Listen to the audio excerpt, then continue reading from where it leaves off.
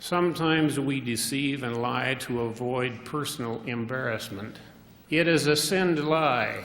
A lie is any communication given to another with the intent to deceive.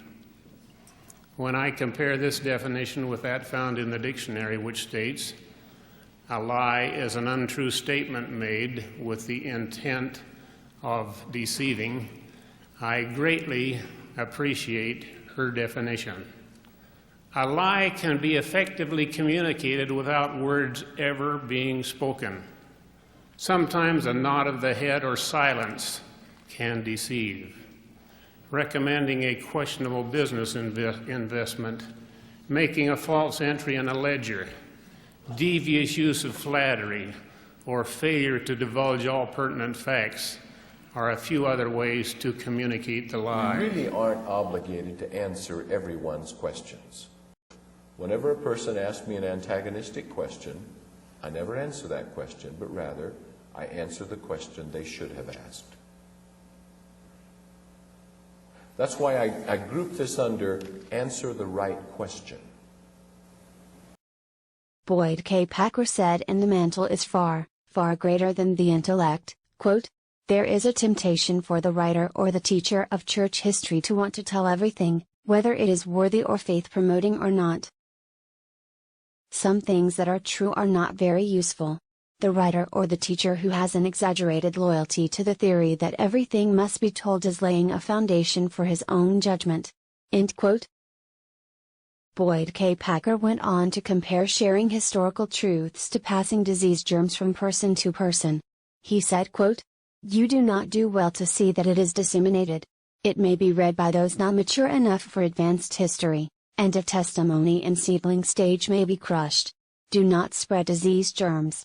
End quote. He explained, quote, in the church we are not neutral. We are one-sided. There is a war going on, and we are engaged in it. It is the war between good and evil, and we are belligerents defending the good. We are therefore obliged to give preference to and protect all that is represented in the gospel of Jesus Christ, and we have made covenants to do it. End quote. Dallin H. Oakes said to Valiant Tippett Savory, author of Mormon Enigma, quote, my duty as a member of the Council of the 12 is to protect what is most unique about the LDS Church, namely the authority of priesthood, testimony regarding the restoration of the gospel, and the divine mission of the Savior. Everything else may be sacrificed in order to maintain the integrity of those essential facts. Thus, if Mormon Enigma reveals information that is detrimental to the reputation of Joseph Smith, then it is necessary to try to limit its influence and that of its authors. End quote. Dallin H. Oakes also said, quote, indeed, in some instances, the merciful companion to truth is silence. Some truths are best left unsaid. End quote. At a BYU fireside on September 12, 1993, Dallin H. Oakes said, quote, the whole experience with polygamy was a fertile field for deception.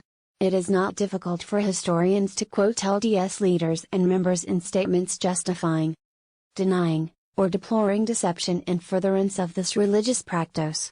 End quote. And, quote, it is permitted for the purpose of building up religion in things pertaining to piety, when necessary, to conceal whatever appears to need concealing. End quote. No man will ever be totally free who is living a lie.